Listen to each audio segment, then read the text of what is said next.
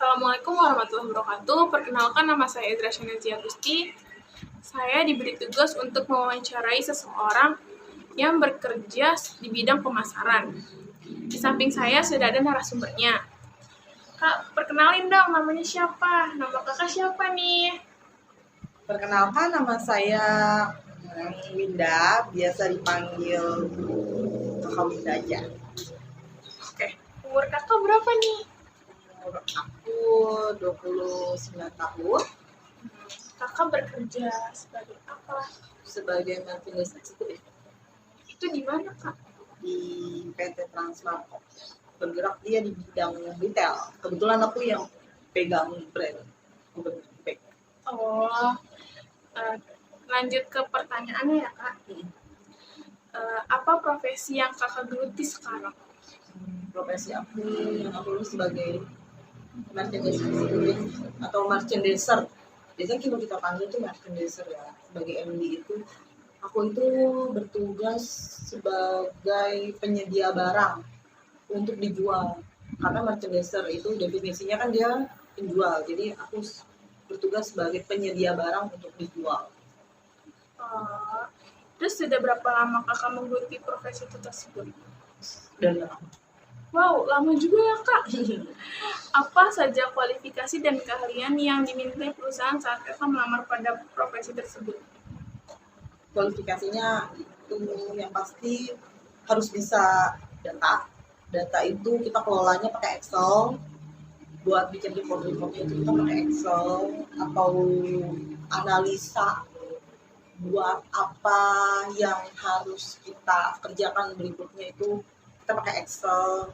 Pokoknya kita harus jago Excel, sama jago analisa perilaku konsumen yang suka berubah-ubah.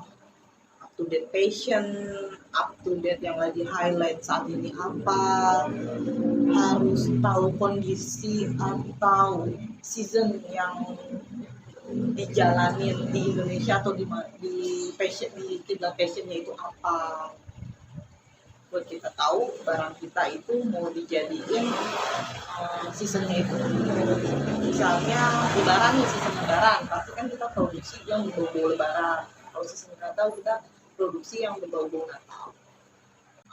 Juga harus bisa analisa SWOT-nya itu mantap.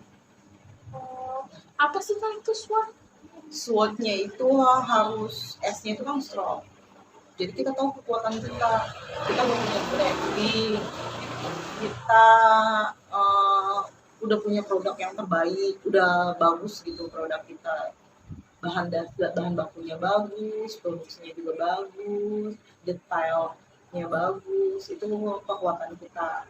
Terus SWOT, weakness-nya itu kelemahan kita adalah karena kita barangnya impor, jadi kita masih mengikuti inflasi, dolarnya cepat naik turun, atau kebijakan pemerintah luarnya itu gimana buat dia ekspor ke sini. Terus SWOT, weakness, opportunity, peluang kita karena kita brandnya bagus, jadi kita gampang kerjasama sama orang, sama mitra. Misalnya aku punya brand bag Order Mine, itu bisa dijual di web store, misalnya kayak Sogo, Metro, di Indonesia Sogo Metro sih. Sama kita tuh karena brandnya bagus, gampang juga kita masuk mall buat minta tenan-tenan. Terusnya ya ancamannya. Ya ancamannya itu kayak misalnya harga dolar itu makin lama makin naik ya. Jadi semakin dolarnya naik, semakin mahal juga kita bayar barang dia karena impor kan, nggak mungkin bayarnya pakai rupiah. Ya udah rupiahnya semakin tinggi semakin tinggi harga dolar, ya kita semakin mahal juga kita bayar ke mereka. Sama ancamannya itu misalnya kayak pengiriman kapal dari Cina ke sininya itu sulit atau nggak rebutan, itu sebagai ancaman kita sih, jadi lama. Apa saja deskripsi pekerjaan harian yang harus kakak lakukan? Deskripsinya itu ya udah kayak sebagai merchandiser, jadi aku harus menyediakan barangnya itu aku proses dari kita pesan barang ini karena impor kan, kita produksi barang ini di luar negeri, jadi kita harus memperhatikan lead time-nya. Jadi jangka dari produksi ke barang yang kita jual itu berapa lama, prosesnya apa yang harus dilakuin. Jadi kita harus tahu lead time-nya dari barang produksi sampai bisa dijual. Nah setelah barang kita dijual, kita harus apa lagi nih? Agar barang ini kebeli, kita harus ada price-nya, harga, kita harus kasih harga, price, event, mungkin karena kita mau perkenalkan campaign baru itu kita harus punya event, punya promo seperti diskon atau kerja sama-sama merchants. Ada nggak sih Kak pihak ketiga yang membantu proses perjalanan pekerjaan Kakak? Ada pihak ketiganya buat ngurusin ekspor impor, aku pakai forwarder. Oh, apa itu Kak forwarder? Forwarder itu adalah perusahaan penyedia jasa yang menangani shipper. Shipper itu adalah pengiriman, perusahaan pengiriman. Jadi karena barang aku importan, jadi aku kan nggak bisa ya mikirin gimana cara prosesnya biar barang itu nyampe dari negara ekspor ke sini.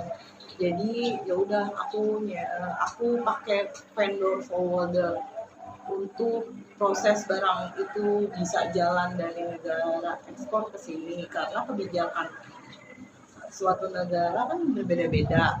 Mereka punya undang-undang tersendiri supaya barang itu bisa keluar dari negara mereka buat dijual di sini. Oh gitu.